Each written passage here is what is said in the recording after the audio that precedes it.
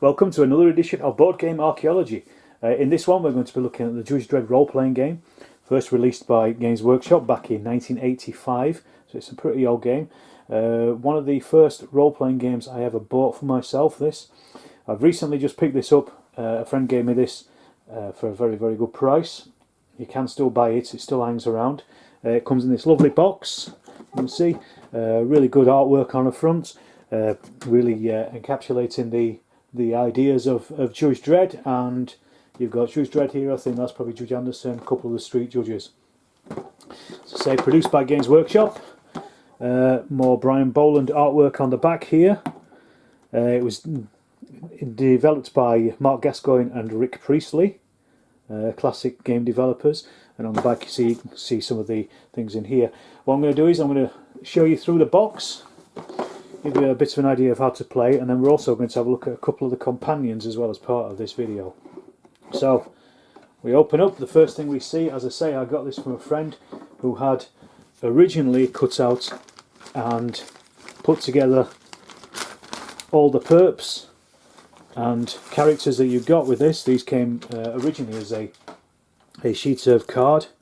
You had to stick them together, so look, there's a fatty, brilliant, there's Max Normal.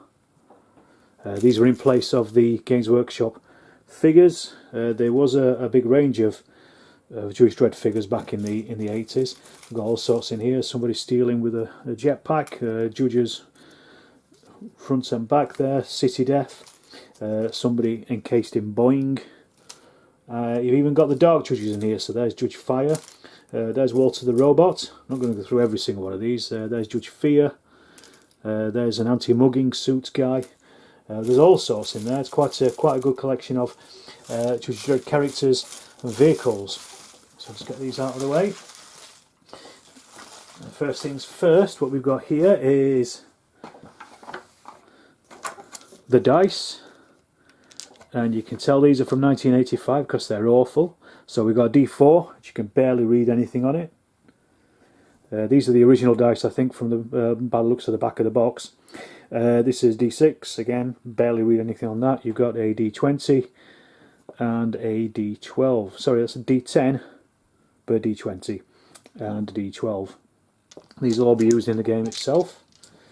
Then inside the actual game, we've got the Games Master's book. Here, big thick book, and the Judge's Manual. It says read this book first. So this is the first one you would open up. I'll just show you the contents before we have a look at these books. We've also got in the bottom of the box a fold-out map. One side has what's called an underpass on it, so you would use your stand-up figures here on this when you're playing your game. This was for one of the first scenarios in there. This was Night of the Wreckers, I think it's called. I'll come to that in a bit. And it's double-sided. It's quite nicely produced for its age, really. Flip it over, and we have a Shuggy Hall. So again, this one, I don't think there was a game for this one, a scenario for this, but it was, so you could actually use the judges going into this if you wanted to make your own scenarios. So Shuggy is Judge Dredd's version of snooker or pool, and it's got, you know, quite a nice layout there. So that is actually going to be useful for me because I've got quite a lot of Judge Dredd figures anyway. So over to the manuals. As I say, we have the Judge's Manual, basically the player's manual, and then the Games Master's book. And as with all role-playing games, you have a Games Master in charge of the scenarios who decide what happens. Everybody else is a player. So the Judge's Manual explains, first of all, really what role-playing games are, because obviously it was still relatively new back in 1985 as to what a role-playing game was, so people really needed to know. It tells you how to use the books, the equipment you'll need, dice and that kind of thing. A little bits of fluff, background stuff. There we are. This shows you there how to put the characters together. So we're coming through. We come on to making of a judge, basically creating a character, and the judges are given these different skills. So we have the name and sex, and if your players are anything like the players I used to play with, they will always put yes please next to the sex. We also have the different skills. You have strength, initiative, combat skill, drive skill, technical skill, medical skill, street skill, psi skill.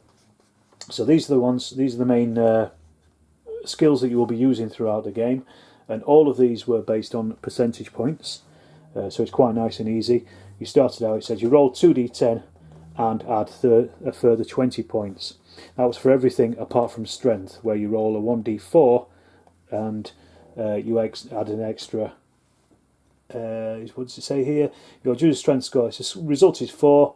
However, if the strength score it counts as being 2, so it gives you a strength of 1, 2, or 3. That was for when you were taking hits.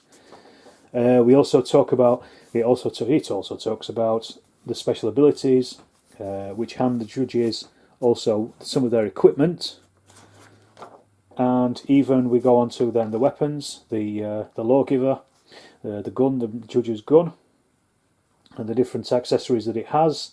And as you can see, it's got loads of artwork from the comics, the original comics in there. Fantastic. We also have the Lawmaster bike, because every judge has one. A really nice picture of one here. And then it talks about some of the character sheets, which you can see here. It's relatively basic compared to today's role-playing games in particular, but it does the job. It could be cleaned up a bit, I think, these days. So you've got the judge's badge with your name on it, your player, your sex. As I say, everybody always put yes, please. We were 15, you can't blame us. Then also what armour you have. These are your different skills. That's your lawgiver with all the weapons in it, with all the different bullets and where they're located. Any abilities that the judges have, which are your different skills, which you'll add on to your when you're doing your actual skill tests. And then also obviously a Lawmaster, again, really just full of lots and lots of tick-off boxes.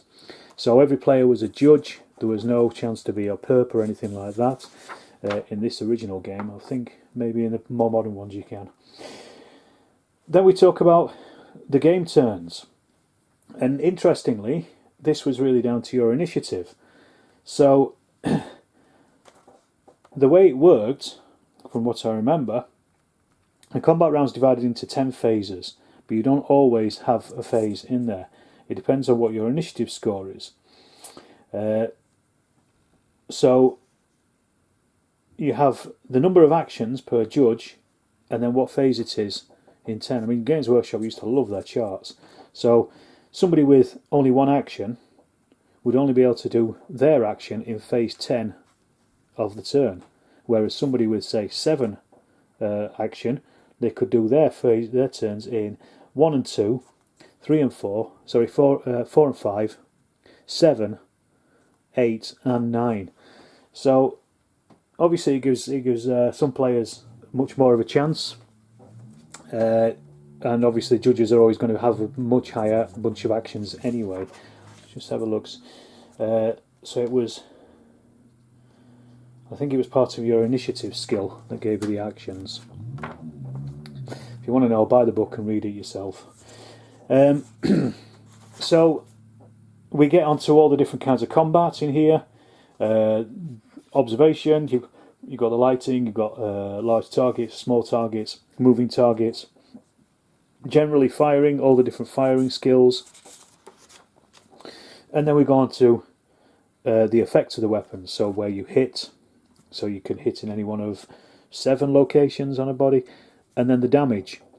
So what you would do here is roll a d6 and add or subtract the weapon's damage, and that would give you however many wounds you were taking. And also your initiative would drop as well, which would affect your actions. So the less initiative you had, obviously the less actions you have later in the game. But we go all the way from 1 stun, 2 stuns, 1 wound and 2 wounds with a 7 or more. So you'd need at least a +1 on your weapon to cause a 2 wound on anybody. And that would be based off your strength. So your offense, it says here, each wound you receive temporarily removes 1 point from your strength score. If your strength drops to 0, you may not perform any actions, but you may be unconscious or dying. So you don't die automatically, but you may die later on. So you've got medical equipment, you've also the throwing, hand-to-hand combat as well, all in here. Here we have arrest examples.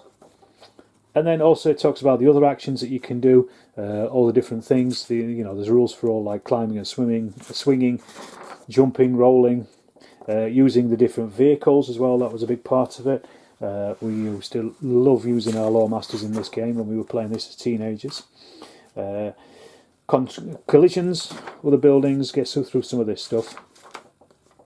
And then also it just starts to talk about on patrol, really. And your typical game would be the judges moseying around on patrol in Megacity 1, looking to see if there's anything that they can arrest people for, checking up there's no crimes going on. And then just, talks about some of the really deep level stuff for the background for Judge Dredd. This is, I would say, the golden age of Judge Dredd is the mid-80s, and they've lifted all of this stuff straight out of the comics. They've always had also quite a lot of dealings with 2000 AD at the time to talk about, what the background for Judge Dredd, and it's really, really well fleshed out. You've even got typical sentences of how many years and months people will get in the ISO cube. So murder, 18 to life, attempted bribery of a judge, 10 years, scrawling, which spray painting, and graffiti, 3 months to 2 years.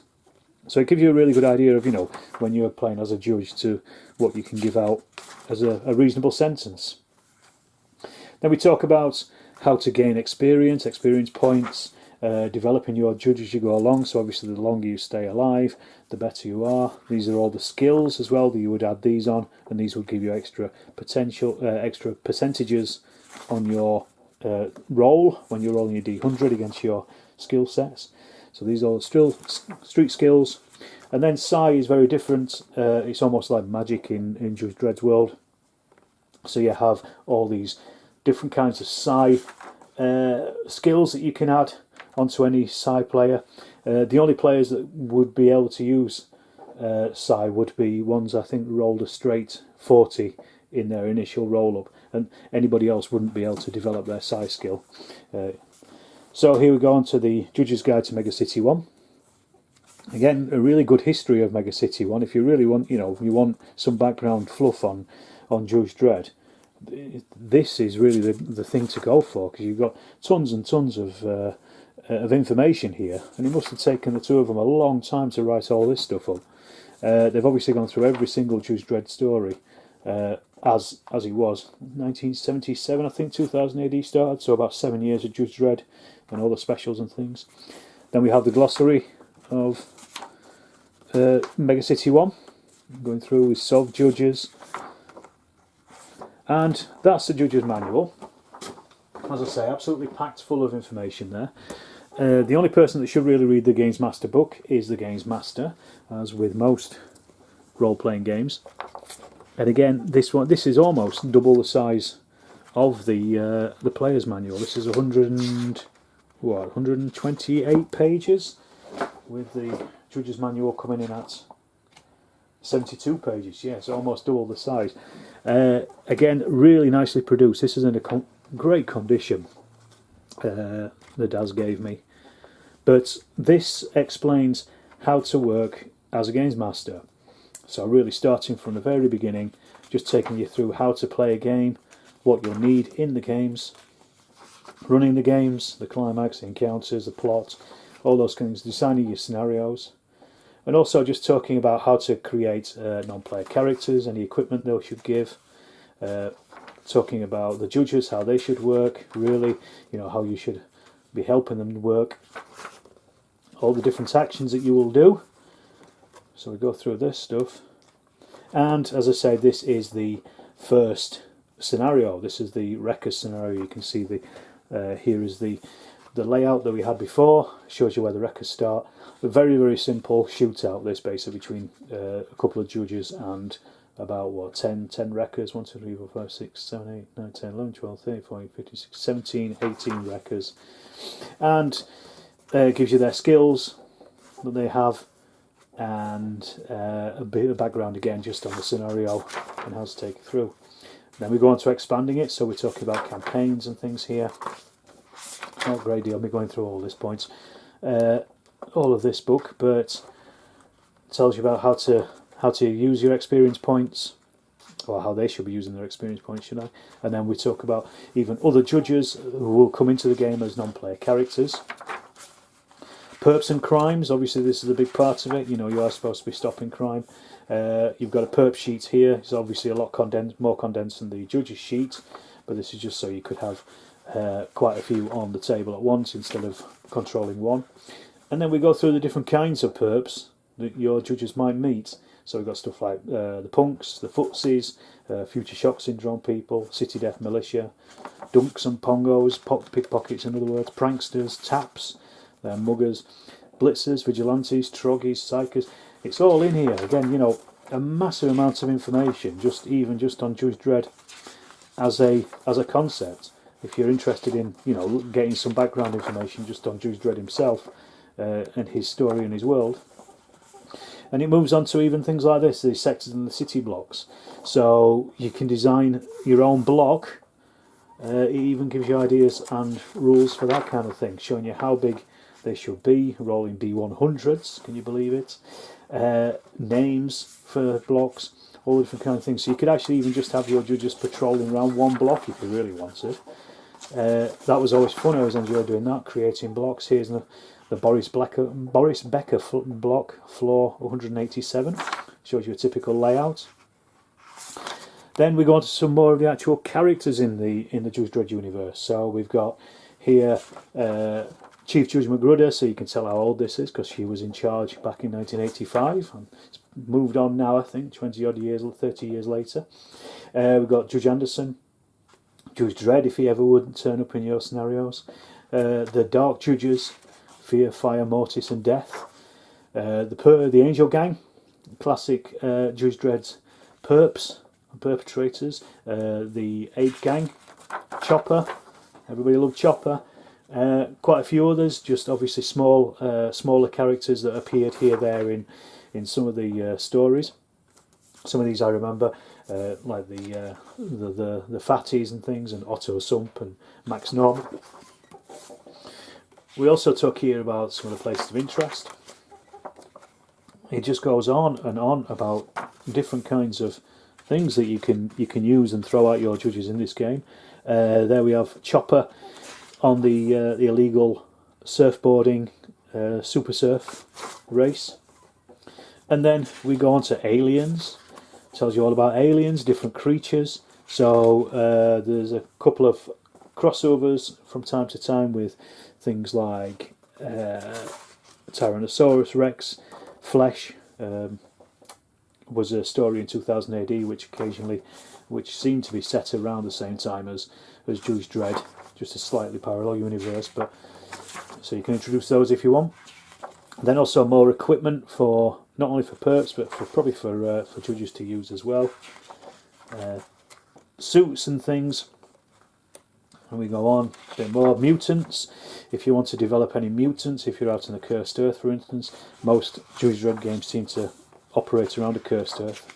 It's not something I'm particularly interested in, but a lot of people seem to be.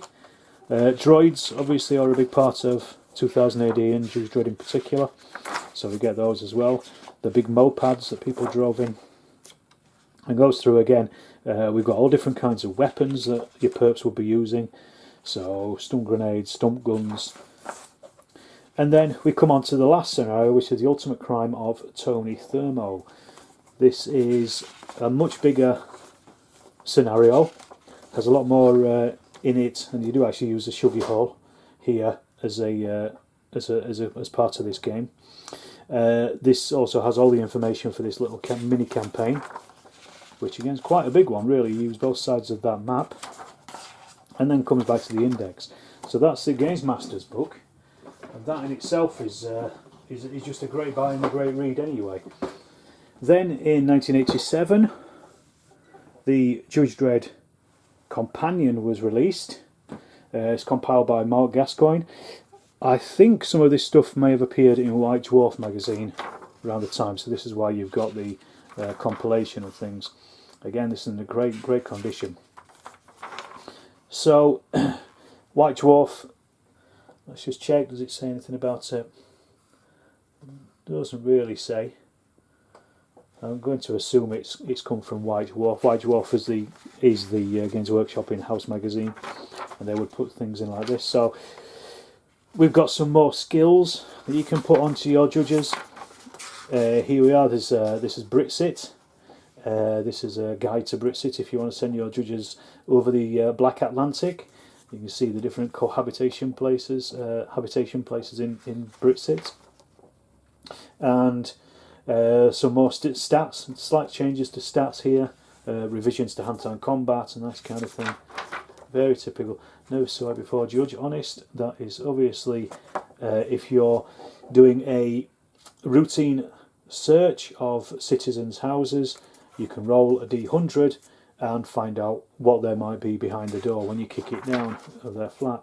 We've also got a couple of bigger weapons for the judges. This was an interesting little thing.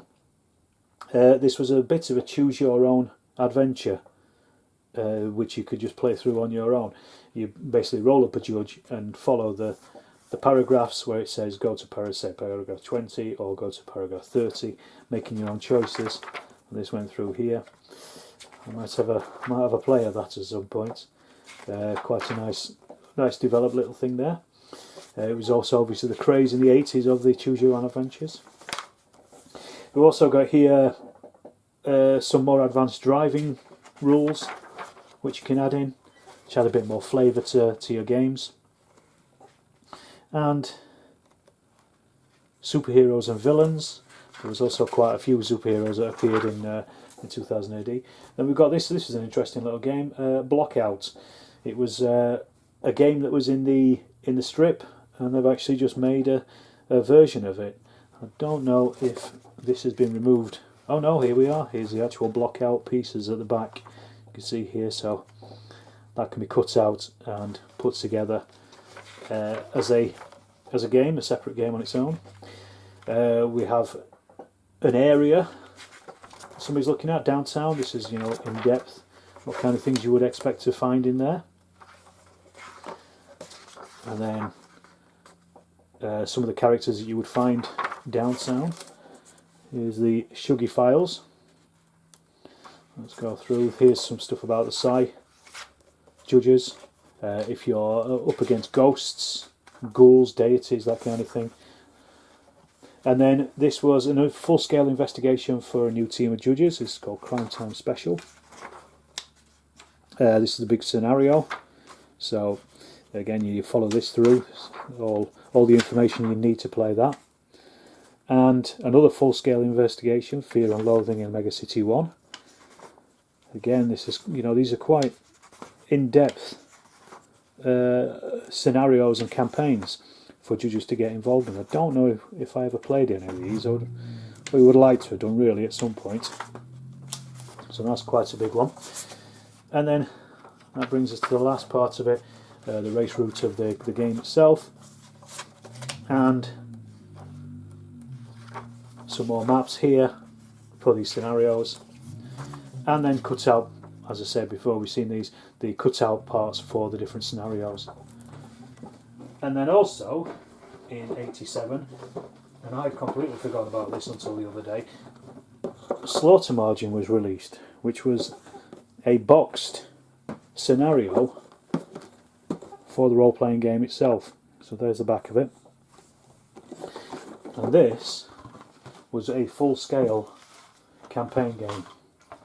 So again here, Daz has cut out the pieces in here. So what we've got is, it's quite a nice set actually. You've got quite a lot of furniture, cars, walls, all kinds of things in here. More shuggy tables. I love those shuggy tables. Stairwells, bits of office furniture and things, all kinds of stuff here. These are very useful for the maps, which I'll show you in a second. Because you could actually buy a full set of Judge Dredd maps as well, which is another part of the Judge Dredd world. You've also got the characters for the scenario. I'm not going to get all of these out, but these ones are maybe not as well made as the ones in the original box. But you've got you've got enough there tokens there to play the scenario. There's everybody in there. Everybody in this scenario slaughter margin is covered there. So the box contents. First of all, we've got the scenario book itself. I did have this when I was a kid, but I really can't remember what it was about. It seemed to be something to do with samurai warriors, I think. But this is again a really well developed scenario. It's probably worthwhile me having a read through this just to see what if there's anything I can use it for my modern Judge Dredd games. So again, we've got the each one of these would be part of the longer campaign. You've got all the cutouts here. These are the ones that I've just shown you, but these are in black and white, so if you need any extras. It goes all the way through. Really big, nice scenario running all the way through to the end. I mean, if judges get to the very end of this, God, they must be doing pretty well. Well, we've also got in slaughter margin now are these sheets.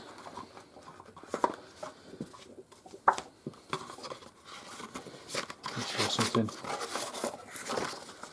pretty good here. Well, these are the printouts for the game itself, for the scenarios. So you've got printouts 1, 2, 3, 4, 5, 6, 7, 8, 13 there. Goes through them all. So these will be handed to the players as and when they came up. So it's all really nice, useful information for the players when they're there, when they're actually out playing the game, which would be great. And also, we have these floor plans, which are really nice. And these are the ones that you would use your pieces, your cutout pieces, to fill up. These are really useful for, as I say, my modern Judge Dredd gaming. So this is going to be quite nice, very useful for me. Let's put these away. And then finally, what was a great little find was we have this little catalogue for Games Workshop at the time. So we've got the role-playing game here, obviously Judgment Day. It's a scenario. I don't think I ever had this one, but it's a complete scenario for Judge Dredd. And also the Judge Dredd the board game, which if you've ever played it, it's absolutely terrible, don't bother. But we have a full collection of Judge Dredd miniatures. These were the ones that were produced back in the mid-80s by Games Workshop, and you've got all sorts of things in here. You've got all the perps here. Some of these come from slaughter margin, but some are just generic as well. So you've got fatties. These were 2 for £1.95, or the perps are 3 for £1.95. I wish they still had prices like that. A bunch of judges up here in the corner. You've got the Lawmaster, Judge Dredd and his Lawmaster, Judge Cal and his henchmen, the Angel Gang, Judge Death with Anderson and Judge Dredd as well, and also the Dark Judges, Fear, Fire and Mortis. Another Britsit Judge, if you're ever in Britsit. The Sky Surfers, we talked about those earlier. The Judge Lawmaster bike with different drivers. So you've got Elliot, Hershey, Anderson and Merritt, different judges. And then these are the slaughter margin miniatures. So you've got all kinds of what look like samurai and vid crew camera, vid crew sound. And as it says all the models need to play the slaughter margin scenario. You could get 77 models. They would retail at £46.20, but you can get these for £40 with free post in the UK. £40 for 77 models. Even then, Games Workshop were expensive. Well, as I say, that's the Judge Dredd role-playing game, Slaughter Margin and the companion. I'm going to have a lot of fun just looking through these games and reminiscing from my point of view. So I hope you've enjoyed watching this video. If you have, please subscribe. I'll be doing some more board game archaeology of older games when I get hold of them. And thanks for watching.